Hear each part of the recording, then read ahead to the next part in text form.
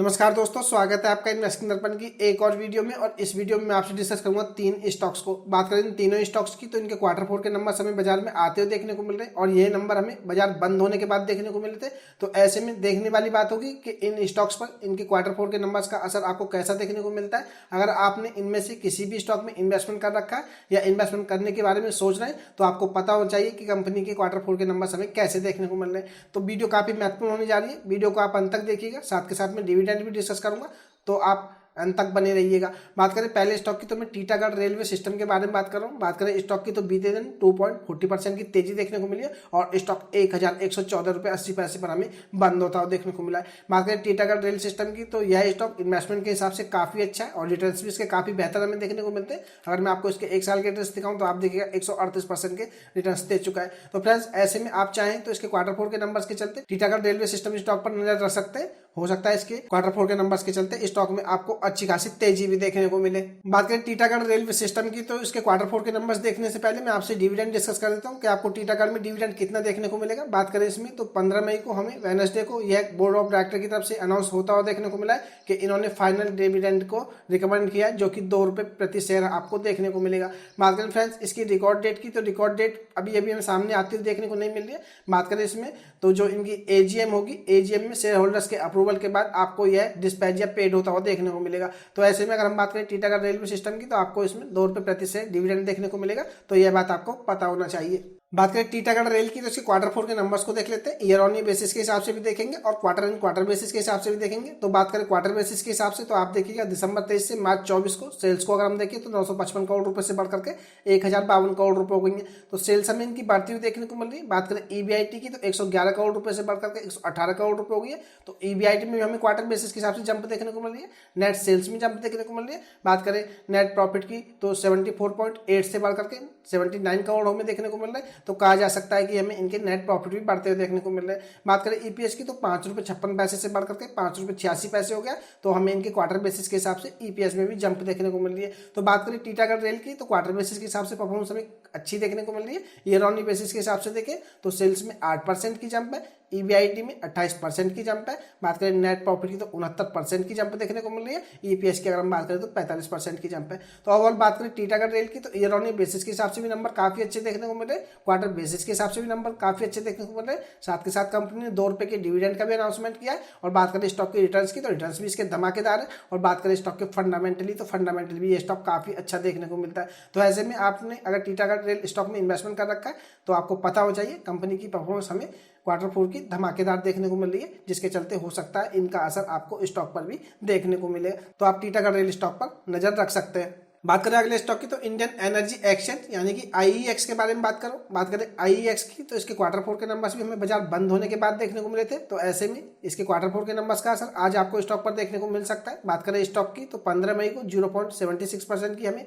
तेजी देखने को मिली और स्टॉक 145 या 146 रुपए के आसपास हमें बंद होता हुआ देखने को मिला है। बात करें आईईएक्स की तो यह स्टॉक भी फंडामेंटली ठीक ठाक देखने को मिलता है। ऐसा नहीं कि स्टॉक खराब है। अगर मैं आपको इसके एक साल के रिटर्न्स दिखाऊं तो आप देखिएगा नेगेटिव देखने को मिलेंगे, लेकिन आप 5 साल के रिटर्न्स को देखिएगा, 5 साल में स्टॉक 200% के शानदार रिटर्न्स दे चुका है। और अगर आप देखेंगे तो स्टॉक अपने हाई से हमें अभी बड़ी गिरावट में देखने को मिल रहा है। तो ऐसे में इसके क्वार्टर फोर के नंबर्स का असर इस स्टॉक पर आपको देखने को मिलेगा। तो आप आईईएक्स स्टॉक पर भी नजर रख सकते हैं। अगर इसके नंबर्स हमें ठीक देखने को मिलते हैं तो स्टॉक में तेजी हमें देखने को मिल सकती है, और अगर नंबर्स खराब मिले तो फ्रेंड्स हमें इसमें गिरावट भी देखने को मिल सकती है। तो ऐसे में आपको आईईएक्स के बारे में भी पता होना चाहिए। अब बात करें इंडियन एनर्जी एक्सचेंज के क्वार्टर फोर के नंबर्स की तो देख लेते हैं कि आखिर कैसे देखने को मिल रहे हैं। बात करें दिसंबर 23 से मार्च 24 की तो सेल्स 115 करोड़ रुपए से बढ़कर के 121 करोड़ रुपए हो गई है। तो सेल्स हमें इनकी बढ़ती हुई देखने को मिल रही है। बात करें ईबीआईटी की तो लगभग 100 करोड़ रुपए देखने को मिलती थी, बढ़कर के 105 करोड़ रुपए हो गई। तो हमें ईबीआईटी में भी जंप देखने को मिली है। बात करें नेट प्रॉफिट की तो 89 करोड़ रुपए से बढ़कर के 95 करोड़ रुपए हो गए। तो हमें यह भी बढ़ते हुए देखने को मिल रहा है। बात करें ईपीएस की तो 1 रुपए से बढ़कर के 1 रुपये 7 पैसे में देखने को मिल रहा है। तो कहा जा सकता है कि ईपीएस में भी जंप है। तो क्वार्टर बेसिस के हिसाब से परफॉर्मेंस हमें ठीक ठाक देखने को मिल रही है। बात करें ईयर ऑन ईयर बेसिस के हिसाब से तो सेल्स में 13% की जंप है, ईबीआईटी में 12% की जंप है, नेट प्रॉफिट में 15% की जंप है। बात करें ईपीएस की तो ईपीएस में भी हमें 15% की जंप देखने को को मिल रही है। तो बात करें ईयर ऑन ईयर बेसिस के हिसाब से भी और क्वार्टर ऑन क्वार्टर बेसिस के हिसाब से भी, तो हमें नंबर्स ग्रीन देखने को मिल रहे हैं। तो कहा जा सकता है कि परफॉर्मेंस IEX की हमें ठीक ठाक देखने को मिल रही है। तो इसका असर आपको स्टॉक पर देखने को मिल सकता है। अगर आपने इस स्टॉक में होल्डिंग ले रखी है या फ्रेश इन्वेस्टमेंट करना चाहते हैं तो आपको पता हो चाहिए IEX की अगर हम बात करें तो नंबर हमें ठीक ठाक देखने को मिल रहे हैं। अब बात करें IEX में डिविडेंड की, तो डिविडेंड देख लेते हैं कि हमें डिविडेंड कितना देखने को मिलेगा। अगर हम बात करें इसमें तो ये फाइनल डिविडेंड रहने वाला है जो कि ₹1.50 यानी कि ₹1.5 आपको देखने को मिलेगा। बात करें इसमें तो यह शेयर होल्डर्स के अप्रूवल के बाद देखने को मिलेगा। फ्रेंड्स बात करें इसमें रिकॉर्ड डेट की, तो रिकॉर्ड डेट हमें इसमें देखने को मिल रही है जो कि 31 मई 2024 रहने वाली है। बात करें फ्राइडे को तो 31 मई 2024 तक अगर आपके पास यह स्टॉक आपके पोर्टफोलियो में है तो आप डिविडेंड के लिए एलिजिबल होंगे। तो कहा जा सकता है 31 मई 2024 IEX में रिकॉर्ड डेट हमें देखने को मिल रही है जो कि आपको पता होना चाहिए। अब बात करें अगले स्टॉक की, तो मैं मैनकाइंड फार्मा लिमिटेड के बारे में बात कर रहा हूँ। बात करें स्टॉक की तो फार्मास्यूटिकल सेक्टर से जुड़ा हुआ स्टॉक है। और फ्रेंड्स आपको यह स्टॉक कैसा लगता है ये तो आप मुझे नहीं पता है, लेकिन यह स्टॉक मुझे इन्वेस्टमेंट के हिसाब से काफी अच्छा लगता है। स्टॉक को आए हुए भी अभी बाजार में कोई ज्यादा समय में देखने को नहीं मिलता है। ऐसे में अगर आप कोई फार्मा सेक्टर में स्टॉक देख रहे हैं तो मैनकाइंड फार्मा एक अच्छी चॉइस हो सकता है। वीडियो को आप टिप्स या एडवाइस के रूप में ना लें, वीडियो एजुकेशन पर्पज के लिए, इन्वेस्टमेंट का फैसला आपका होना चाहिए क्योंकि पैसा आपका।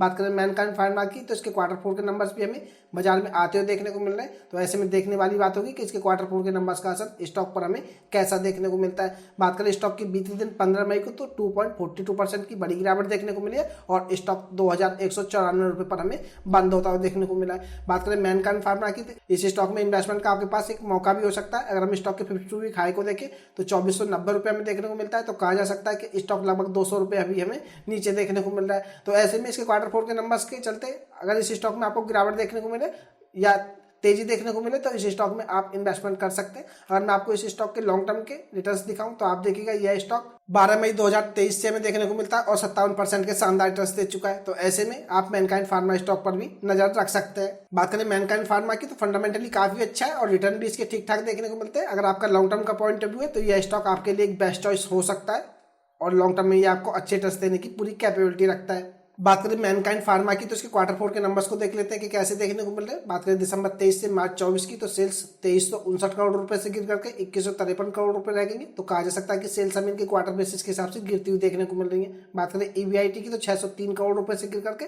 547 करोड़ रुपए रह गई है। तो EBIT में भी हमें इनके गिरावट देखने को मिल रही है। बात करें नेट प्रॉफिट की तो 487 करोड़ रुपए से गिर करके 454 करोड़ हमें देखने को मिल रहे हैं। तो इनके नेट प्रॉफिट भी क्वार्टर बेसिस के हिसाब से हमें गिरते हुए देखने को मिल रहे हैं। बात करें EPS की तो 12 रुपये 16 पैसे से गिर करके 11 रुपये 34 पैसे हमें देखने को मिल रहा है। तो और बात करें क्वार्टर बेसिस के हिसाब से तो इसके EPS में भी हमें गिरावट देखने को मिल रही है। तो बात करें मैनकाइंड फार्मा की तो क्वार्टर बेसिस के हिसाब से हमें नंबर्स थोड़े वीक नजर आ रहे हैं। ईयर ऑन ईयर बेसिस के हिसाब से देखें तो सेल्स में 15% की जंप है, EBIT में 44% की जंप है, नेट प्रॉफिट में 62% की शानदार जंप है।